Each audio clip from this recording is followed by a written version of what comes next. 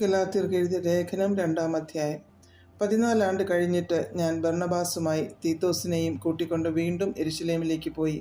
ഞാനൊരു വെളിപ്പാടനുസരിച്ചത്രേ പോയത്. ഞാൻ ഓടിയതോ വെറുതെ എന്ന് വരാതിരിപ്പാൻ ഞാൻ ജാതികളുടെ ഇടയിൽ പ്രസംഗിക്കുന്ന സുവിശേഷം അവരോട്, വിശേഷാൽ പ്രമാണികളോട് വിവരിച്ചു. എൻ്റെ കൂടെയുള്ള തീത്തോസ് യവനനെങ്കിലും പരിച്ഛേദന ഏൽപ്പാൻ അവനെ ആരും നിർബന്ധിച്ചില്ല.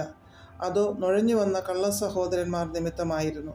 അവർ നമ്മെ അടിമപ്പെടുത്തേണ്ടതിന് ക്രിസ്തുവേശുവിൽ നമുക്കുള്ള സ്വാതന്ത്ര്യം ഒറ്റുനോക്കുവാൻ നുഴഞ്ഞു വന്നിരുന്നു.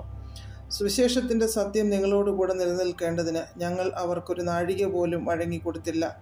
പ്രമാണികളായവരോ അവർ പണ്ട് എങ്ങനെയുള്ളവർ ആയിരുന്നാലും എനിക്ക് ഏതുമില്ല. ദൈവം മനുഷ്യൻ്റെ മുഖം നോക്കുന്നില്ല. പ്രമാണികൾ എനിക്ക് ഒന്നും ഗ്രഹിപ്പിച്ചു തന്നിട്ടില്ല.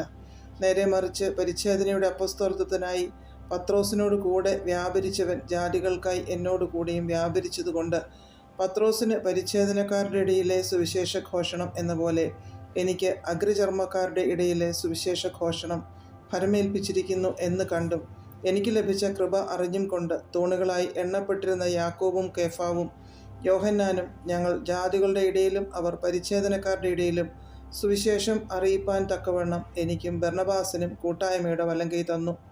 ദരിദ്രരെ ഞങ്ങൾ ഓർത്തുകൊള്ളണം എന്ന് മാത്രം അവർ പറഞ്ഞു. അങ്ങനെ ചെയ്യുവാൻ ഞാൻ ഉത്സാഹിച്ചുമിരിക്കുന്നു. എന്നാൽ കേഫാവ് അന്ത്യോക്യയിൽ വന്നാറെ അവനിൽ കുറ്റം കാണുകയാൽ ഞാൻ അഭിമുഖമായി അവനോട് എതിർത്തു നിന്നു. യാക്കോബിൻ്റെ അടുക്കൽ നിന്ന് ചിലർ വരും മുമ്പേ അവൻ ജാതികളോട് കൂടെ ചെന്നുപോന്നു. അവർ വന്നപ്പോഴോ അവൻ പരിച്ഛേദനക്കാരെ ഭയപ്പെട്ടു പിൻവാങ്ങി പിരിഞ്ഞു നിന്നു.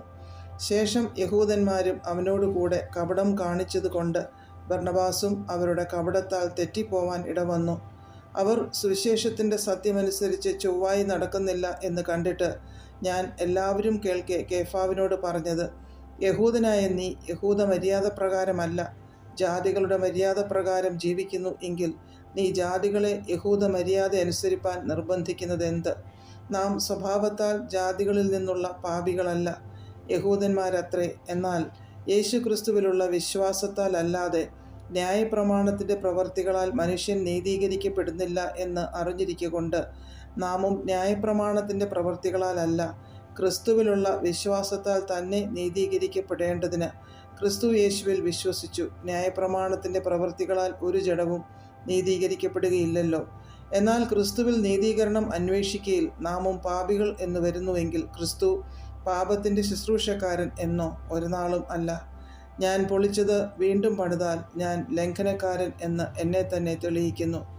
ഞാൻ ദൈവത്തിനായി ജീവിക്കേണ്ടതിന് ന്യായപ്രമാണത്താൽ ന്യായപ്രമാണ സംബന്ധമായി മരിച്ചു. ഞാൻ ക്രിസ്തുവിനോട് കൂടെ ക്രൂശിക്കപ്പെട്ടിരിക്കുന്നു. ഇനി ജീവിക്കുന്നത് ഞാനല്ല, ക്രിസ്തുവത്രേ എന്നിൽ ജീവിക്കുന്നു. ഇപ്പോൾ ഞാൻ ജഡത്തിൽ ജീവിക്കുന്നതോ എന്നെ സ്നേഹിച്ച് എനിക്ക് വേണ്ടി തന്നെത്താൻ ഏൽപ്പിച്ചു കൊടുത്ത ദൈവപുത്രങ്കലുള്ള വിശ്വാസത്താൽ അത്രേ ജീവിക്കുന്നത്. ഞാൻ ദൈവത്തിൻ്റെ കൃപ വൃഥാവാക്കുന്നില്ല. ന്യായപ്രമാണത്താൽ നീതി വരുന്നു എങ്കിൽ ക്രിസ്തു മരിച്ചത് വെറുതെയല്ലോ.